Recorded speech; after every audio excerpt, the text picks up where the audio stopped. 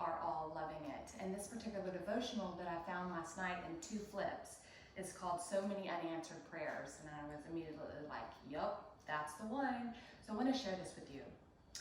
For the longest time, my mom has been begging me to keep a journal. Every time we get together and begin talking about what we have learned and how God has been speaking to us, she will say, Clarie, I've been telling you since you were 16 to keep a journal. When are you going to listen? You won't remember all of these moments, and you will want to. How often are our mothers correct? Too often, it seems. So I finally started keeping one. I suppose a log is a more correct term, as some days it has mere bullet points of emotions I'm feeling or concerns I'm having. Less than 6 months have passed, and I can already see a pattern. God really does have our best interests at heart. This is hard to believe sometimes, though, isn't it? Based on what our human eyes can see, the circumstances surrounding us feel impossible. We read his promises and feel like he has forgotten us. Lord, do you see? Please answer my prayer. I can't do this, we clamor. And sometimes he remains silent on the surface. But what my log has reminded me is that behind the scenes, oh, he is working miracles. While answered prayers reinvigorate the human spirit and push us onward, I believe it is in the unanswered prayers that we can truly see his provision and sovereignty. We think we know what we need, but we tend to confuse that with what we desire. We think we know the best route, but we tend to forget our limited vision. We think we are incapable, but we forget that his strength is made perfect in our weakness. His faithfulness is not up for question, and his goodness is unmatched. He does not withhold good from his children. Rather, he gives abundant life as he helps us redefine what good truly means. Here's the prayer. Dear God, thank you for being king of our heart and our life.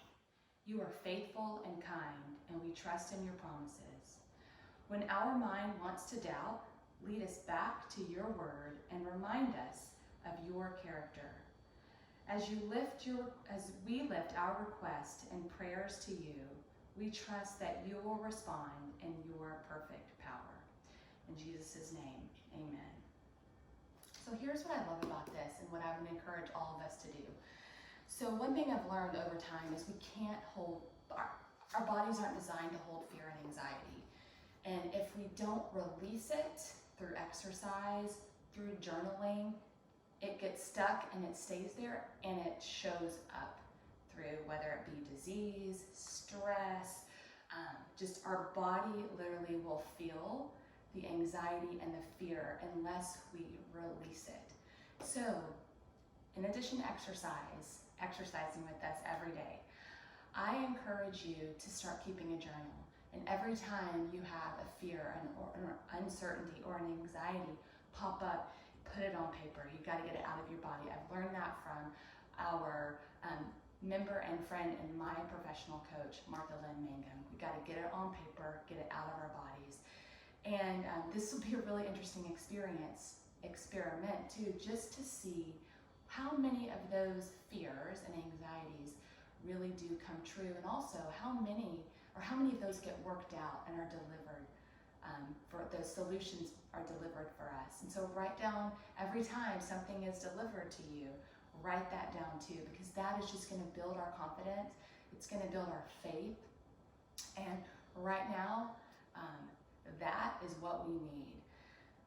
So moving forward, my next video to you is going to be a workout video. So I'm going to go change, get my workout clothes on.